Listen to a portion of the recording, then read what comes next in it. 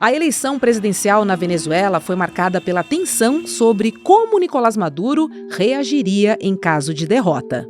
E isso porque as pesquisas colocavam o atual presidente bem atrás do candidato da oposição, Edmundo González. Para aumentar esse clima de preocupação, observadores internacionais foram barrados de acompanhar a votação. Uma comissão de deputados e senadores europeus foi impedida de entrar na Venezuela. E o TSE desistiu de enviar observadores após Maduro colocar em xeque a legitimidade do sistema de votação brasileiro. Além disso, dos mais de 4 milhões de venezuelanos que vivem no exterior, menos de 70 mil puderam votar. No mesmo dia da eleição e com cerca de 80% dos votos apurados, o Conselho Nacional Eleitoral venezuelano anunciou a vitória de Maduro. A reeleição gerou reações de desconfiança e de apoio entre chefes de Estado. Sem cumprimentar Maduro, o Itamaraty saudou o caráter pacífico da eleição e afirmou que vai acompanhar com atenção o processo de apuração. Fato é que Maduro terá um terceiro mandato à frente da Venezuela. E assim o chavismo completará mais de 3 décadas no poder, desde que Hugo Chávez foi eleito pela primeira vez em 1998. Terça-feira, 30 de julho de 2024.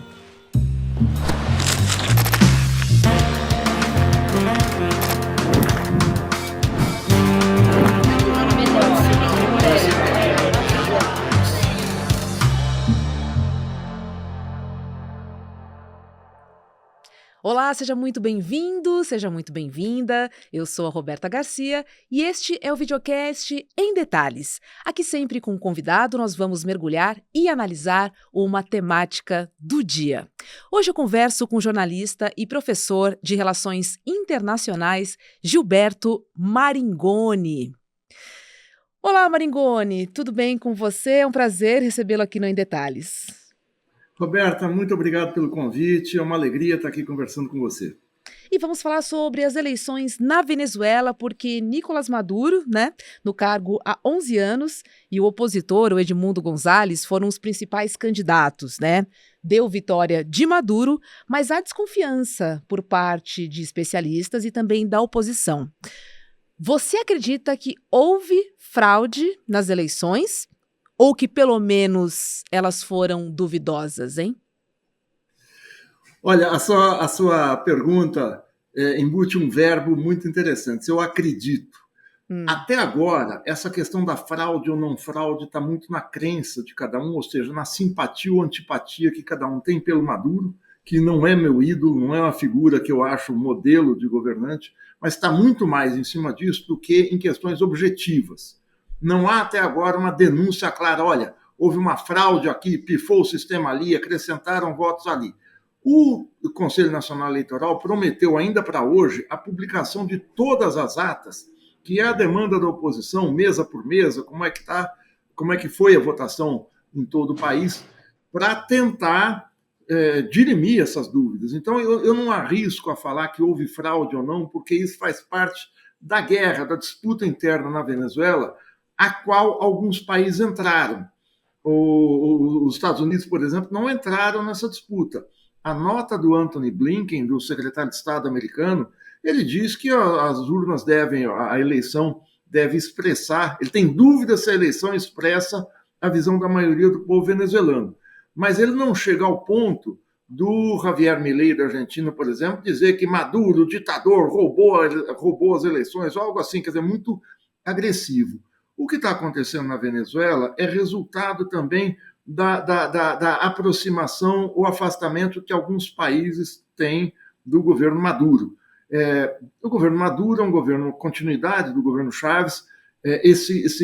O regime bolivariano, a gente pode assim dizer, está no poder há 25 anos, enfrenta o desgaste natural de qualquer governo não, mas qualquer tendência que está no governo assim há tanto tempo, ainda mais sendo uma terceira eleição do Maduro. Num momento muito difícil, em que o Maduro enfrentou ao longo dessa década não só uma queda histórica do preço do petróleo ali em 2013 até 2015, mas especialmente o PIB venezuelano, o Produto Interno Bruto, teve uma queda de quase 70%.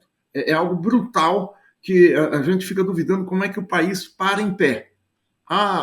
Depois disso teve a pandemia, embargo americano, e o governo se aguenta com dificuldades. Tem uma pequena melhora esse ano, mas é uma administração com dificuldades e, claro, muito polêmica. Vou perguntar de outra forma, então, tá bom? Como é que você avalia a legitimidade do processo eleitoral na Venezuela, sabendo que a CNE, que é o Conselho Nacional Eleitoral, uma espécie de TSE, né, nosso aqui no Brasil, ele é presidido por um aliado de Maduro, né? E a oposição contesta aí pelo menos 70% das intenções de votos para ela. Sobre a legitimidade, Maringoni, como é que você avalia, hein? Olha, eu não posso responder objetivamente, eu não quero escapar da sua pergunta, não, porque, em Uhum. tese, o TSE brasileiro é presidido não por uma aliada, mas por uma indicada por Lula, que é a ministra Carmen Lúcia. Ela não é uma aliada desse jeito. Lá o Jorge, o presidente do TSE, é um aliado de Maduro. O que há é o seguinte: o chavismo é uma corrente que tem real enraizamento popular na Venezuela. Eu não sei se tem maioria ou não. Eu não sei se essas eleições expressam ou não a maioria do povo venezuelano. Seria leviano da minha parte eu tomar uma posição a partir dessa. É que nem sempre as eleições expressam a maioria do povo. Se eu for olhar para as eleições francesas, que aconteceram agora, no início do mês, agora no dia 7 de julho, quem mais teve votos no país todo foi a extrema-direita, foi a Marine Le Pen. Ela teve 34% dos votos. Se eu usar esse voto, uma pessoa, um voto, voto por todo o país. A regra eleitoral francesa, que é distrital, ela muda esse caráter, não é mais um voto proporcional, mas é um voto cada distrito tem, é como se fosse uma série de votos municipais. E aí ela ficou em terceiro pela regra eleitoral. Isso quer dizer que a maioria a ser formada na Assembleia Nacional Francesa não expressa a maioria do povo francês. Agora, você vai me dizer, teve fraude? Não, não teve fraude. É a regra, todos aceitaram a regra. É uma regra que distorce esse sentimento, esse anseio nacional. Sem querer fugir da pergunta, eu acho que o Maduro conduz um governo muito problemático. Muito problemático. E existe uma discrepância de condições, não existe igualdade de condições na disputa interna, no entanto, a disputa, ele diz que vai apresentar as atas. A verdade é que o chavismo realizou 31 eleições em 25 anos, a oposição ganhou algumas. O Maduro faz 1001, usa a máquina do governo, isso é verdade e tal, mas todos os governos, mal ou bem, fazem isso. Eu pego outro exemplo aqui na América Latina. A gente teve eleições há poucos meses em El Salvador. El Salvador elegeu Nayib Bukele pela segunda vez. A Constituição de El Salvador não faculta ao mandatário repetir o mandato, uma reeleição. O que o Bukele fez? Ele, com o poder que tem sobre a Assembleia Legislativa, a Assembleia Nacional, uma ampla maioria, ele mudou a composição da Suprema Corte, o equivalente ao STF de lá. E aí o STF aprovou uma mudança constitucional, a Câmara aprovou e o STF e a Suprema Corte sacramentou que ele poderia concorrer mais uma vez. Ele concorre e tem 85% dos votos, porque ele usou a máquina de todo jeito para se reeleger. Ninguém colocou em dúvida o mandato dele. Então, é preciso ver que essas decisões de simpatia, de reconhecimento ou não, são muito políticas e vão da proximidade ou não que um governo tem do outro. Não é novidade, por exemplo, que o Milei iria bater pesado no Maduro. A novidade é o afastamento relativo que a diplomacia brasileira tem do Maduro. Essa sim, essa é uma novidade nesse pleito, nessa relação internacional. Só para me dar, sem querer me alongar demais, mas é fundamental que um governo eleito tenha reconhecimento internacional, porque isso significa um pacto de convivência. Ou seja, esses países todos vão fazer parte de uma mesma comunidade, seja a comunidade de estados sul-americanos, latino-americanos, seja na ONU, seja onde for. A pior coisa que pode acontecer para um Estado é ele se tornar não aceito pelos demais, ele se tornar um pária, porque isso implica isolamento político implica isolamento comercial e implica uma série de dificuldades, embargos e sanções de outro tipo por parte de nações mais fortes. Agora, Maringoni, aproveitando que você falou de outros países, né, queria falar um pouquinho sobre a geopolítica internacional. Países aqui como a Argentina e também o Chile, eles expressaram dúvidas, né, sobre a legitimidade do processo eleitoral. E o governo brasileiro diz que vai acompanhar com atenção, né, o processo de apuração. Como é que esse resultado das eleições pode afetar as relações da Venezuela com os outros países latino-americanos, hein? Olha só, o Chile e a Argentina não expressaram dúvidas, o Chile e a Argentina rechaçaram o resultado, eles não aceitam o resultado. O Brasil é que expressou dúvidas. Eles foram mais, eles deram um passo além. Quando um governante como o Milei fala fora ditador, você roubou as urnas, ele não está tendo dúvida nenhuma.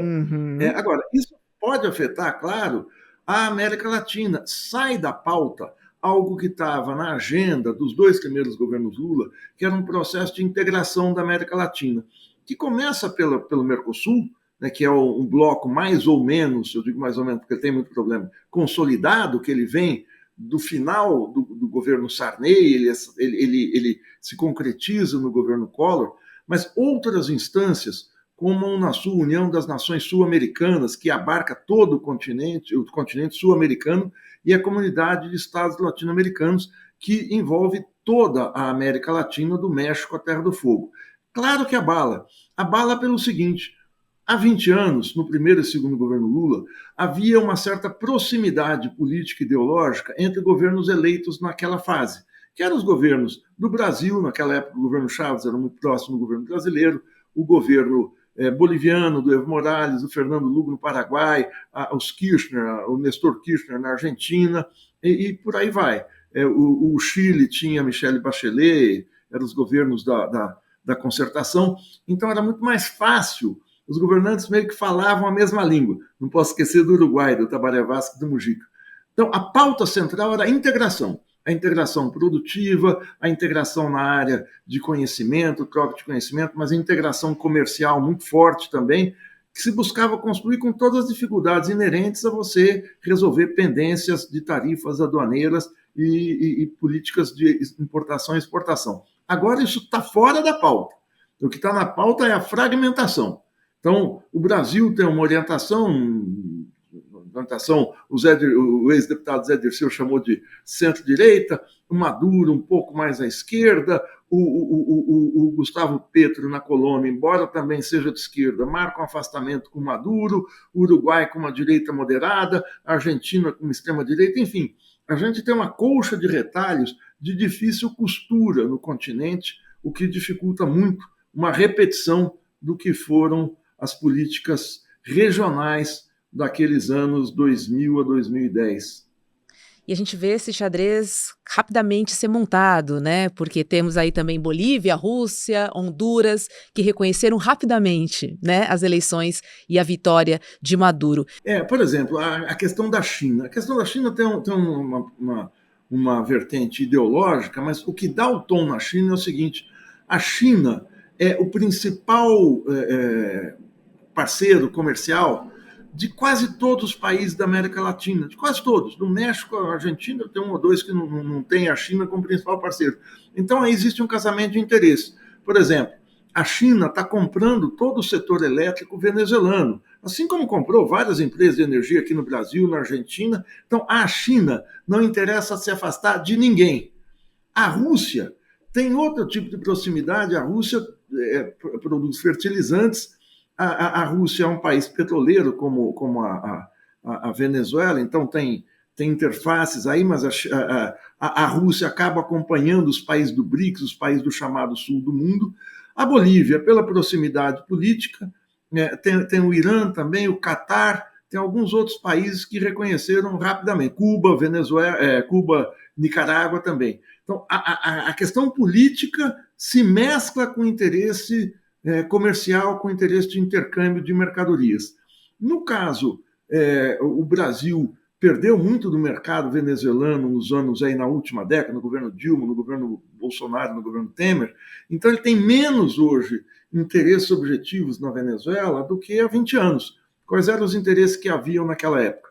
O metrô de Caracas e obras de infraestrutura eram construídas pelas empreiteiras brasileiras. A OAS, a Camargo Correia estavam. Você ia a Caracas naqueles anos, eu ia muito, você trombava com brasileiros que estavam trabalhando, engenheiros, técnicos e tal, que estavam trabalhando nessa revitalização da infraestrutura, numa época em que o preço do petróleo tornou a economia venezuelana muito próspera e o Brasil entrou de maneira muito incisiva, não só exportando frango, exportando uma série de produtos industrializados, semi-industrializados, mas exportando serviços como serviços de engenharia para obras públicas. Perfeito, perfeito. Queria falar um pouquinho sobre a taxa de participação dos eleitores, né, dos venezuelanos, tanto aqueles que moram na Venezuela quanto aqueles que moram fora. Não há uma descrença no processo eleitoral em relação aos eleitores, a vontade de ir às urnas, a vontade de mudar? Olha, a participação, pelo que eu vi aqui, é 54,8%. Você sabe que ele é alto em relação historicamente, o que é a Venezuela. Eu fui em algumas eleições na Venezuela, cobri-o como observador.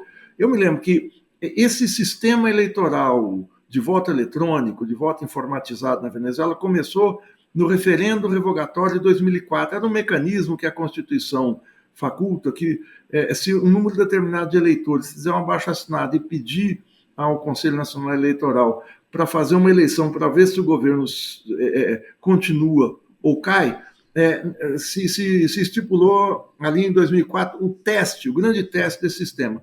Historicamente, o voto na Venezuela, o comparecimento era de 30%, era baixíssimo. E naquelas eleições, foi assim, 38, 39, não lembro exatamente, mas foi um pouco acima. As filas, a confusão nas urnas, foi uma coisa impressionante. Eu fui ao interior naquela época, o estado de Zulia, e havia filas que terminaram, votações que terminaram 10, 11 da noite, quando o horário regulamentar é 6 da tarde. Era uma democracia constituída e construída por uma baixa participação. Isso já fazia parte da métrica, dos costumes da democracia venezuelana. É baixo, mas é relativamente, historicamente, é alto, não é baixo isso não, na Venezuela. Agora, se a gente pensar que no Brasil você tem o voto nulo, branco, não comparecimento, que alcança aí 25%, tal, claro, a participação aqui é maior, mas aqui o voto é obrigatório. Não é tão distinto dos Estados Unidos, que oscila entre 60%, 60 e pouco por cento, não mais, isso é recorde nos Estados Unidos. Se a gente pegar as eleições europeias nos países em que não há obrigatoriedade, também não passa de 60%. Então, o grande problema das democracias modernas é o crescente desinteresse da população, não só na Venezuela, em outros países também. Não vou votar em ninguém, é tudo igual, não quero saber disso, esses políticos todo mundo rouba. Esse não é um pensamento só brasileiro, esse é um pensamento universal. E Maringoni, qual é o papel das Forças Armadas na política venezuelana atual? Para a gente entender também como é que elas funcionam lá e comparar com o Brasil também, que é sempre importante. O Chaves, o Chaves era um tenente, era um coronel do Exército, aliás, um coronel paraquedista do Exército, e ele faz toda a carreira dentro do Exército, e quando ele tenta um golpe de Estado em 1992, ele é derrotado, é preso, mas ele faz isso dentro das Forças Armadas. As Forças Armadas venezuelanas sempre tiveram uma participação grande na vida política, mas a Venezuela e a Colômbia são os dois únicos países da América do Sul em que não viveram o ciclo dos golpes militares dos anos 60, 70 e 80. Não teve uma ditadura lá como no Brasil, na Argentina e no Chile. Havia um regime democrático, muito autoritário, com participação grande dos militares, mas eles não estavam no poder, ou seja, exercendo postos de mando. Quando o Chávez chega, o Exército passa a ter uma participação evidentemente maior. O vice-presidente atual, o Diosdado Cabello, é militar. Ele teve com Chávez naquela tentativa de tomada do poder em 82. Então, eles fortaleceram a participação interna e foram... o golpe que houve na Venezuela em 2002, entre 11 e 13 de abril, foi um golpe abortado por dois fatores.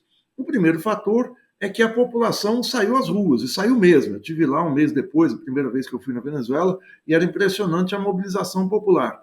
Mas a outra é que as Forças Armadas se dividiram. O fato do Chávez ser militar fazia com que houvesse uma simbiose entre o poder dele e o poder militar, e não era um poder eleito pelas urnas. Mas quando há o golpe, dentro do Exército, o Exército funciona como um partido político.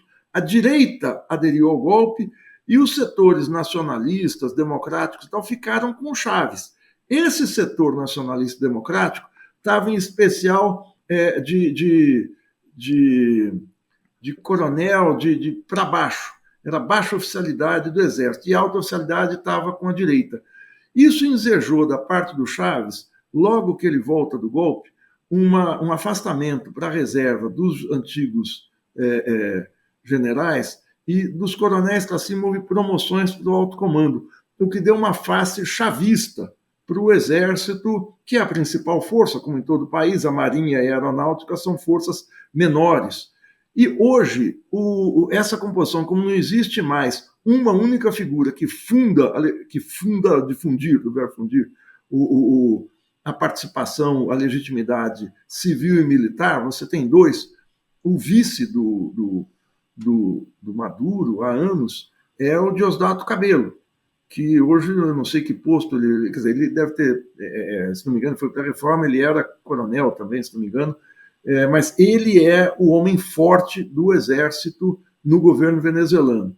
É um governo militar, no sentido dos militares estarem no poder, não tanto quanto no governo Chaves, mas tem militares em postos importantes. Mas não é aquela história que os militares estavam no Ministério da Saúde, como no Bolsonaro, aqui, militares eram, mas ele tem um peso militar muito forte, muito forte. Isso é inegável, o governo, não o Maduro sozinho.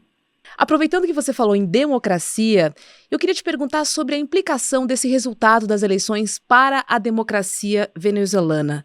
Não é só porque há eleições que a gente pode falar em democracia ampla, universal e restrita, certo?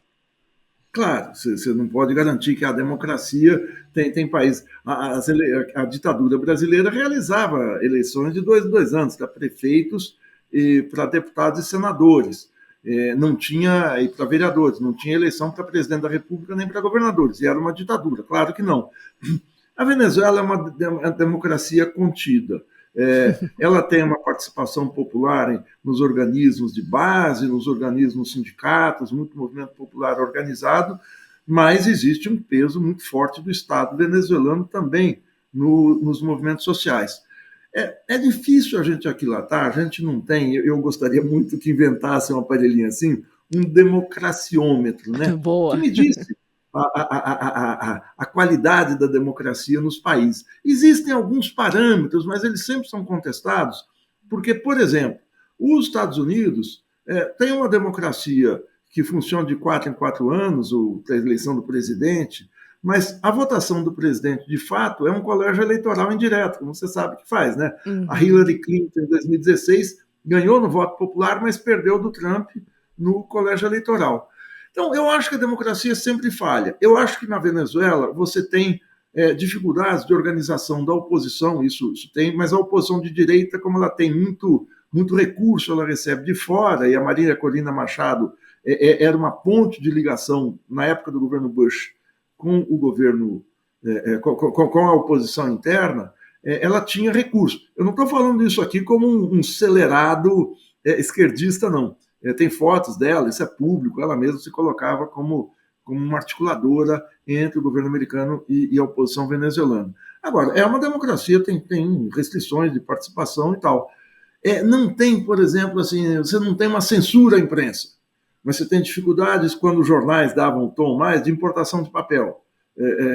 Então, nos Estados Unidos, você tem uma sociedade também muito aberta, mas na TV aberta, nas grandes emissoras de televisão, é muito difícil a população ter acesso. Existe uma série de canais alternativos, como aqui também, como o ICL, como outros, em que você tem uma participação muito maior.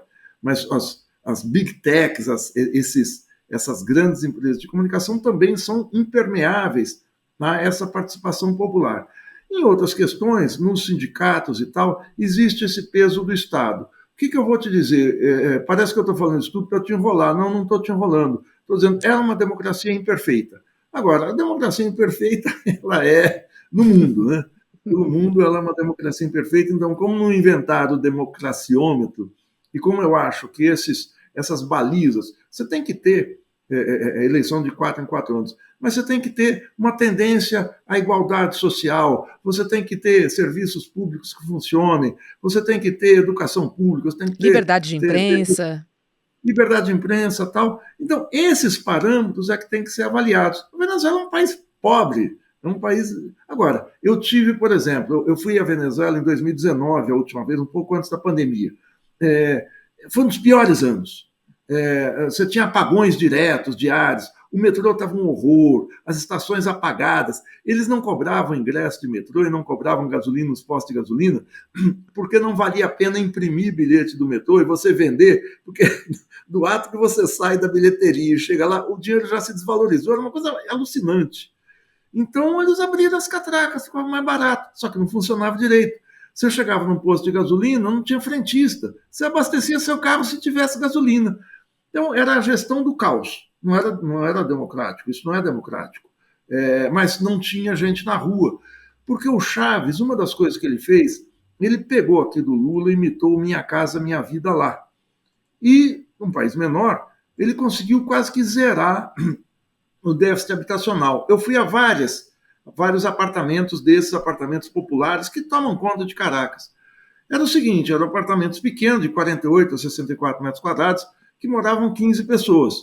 Eu moro num bairro de classe média aqui em São Paulo, moro no Tatuapé. Aqui os apartamentos são um pouquinho maiores. Eu vou indo para a Zona Leste, os apartamentos, você sabe, Cidade Tiradentes, moram 10, 15 pessoas. Eu já conheço bem essa realidade aqui em São Paulo, não é totalmente fora do propósito aqui. Mas você não tinha gente morando na rua. Não quero ficar fazendo propaganda, não tinha gente morando na rua, mas você não tinha eletricidade funcionando o dia inteiro, você tinha 1000 problemas. Mas essa questão salários eram baixíssimos. Mas o regime não caiu. Você não tem uma repressão explícita. Claro que é um regime que é repressivo, isso não tem dúvida. Eu estive em Caracas em 2011 para fazer a cobertura da Copa América e realmente, assim, eu convivi com os apagões, eu me senti muito insegura andando pelas ruas, todos os estabelecimentos são fechados com grades, assim, é uma situação muito, muito, muito difícil, assim, e eu fui em bairros também chavistas, muitos grafites, né, de Hugo Chávez pelas ruas, pelos muros, acompanhei alguns jogos de beisebol também, mas confesso, Maringoni, me senti muito insegura e paguei, sim, 20 centavos o litro da gasolina em Caracas. Só para a gente finalizar, deixa eu te perguntar como é que a população venezuelana tem recebido os resultados das eleições. A gente viu panelaços, a gente viu manifestações pró, a gente viu contra, mas você acha que a população vai aceitar esse resultado das urnas, independentemente do que aconteça ou da força da comunidade internacional para aferir as eleições? Então, mesmo que eu olhasse pesquisas, eu não conseguiria te responder isso, a não ser se eu tivesse imerso naquela realidade, andando pelas ruas, conversando com gente, que, aliás, é a coisa que eu mais gosto de fazer para me inteirar da realidade. Sim, quando chega num lugar, você tem que fazer o seguinte, perguntar para o local absolutamente tudo, porque é ele que vai passar as melhores e confiáveis informações. Gilberto Maringoni, obrigada, viu, por participar do Em Detalhes aqui conosco. Eu que agradeço, Roberta. Um grande abraço. Tchau, tchau. Obrigado. Olha, a nossa aula de domingo foi um verdadeiro sucesso. Hackeando o sistema foi a aula mais subversiva que Eduardo Moreira já deu aqui no ICL, hein? E foi um verdadeiro sucesso. Milhares de pessoas de todo o país se reuniram para mostrar que é possível, sim, empreender sem abrir mão dos seus valores e com sustentabilidade.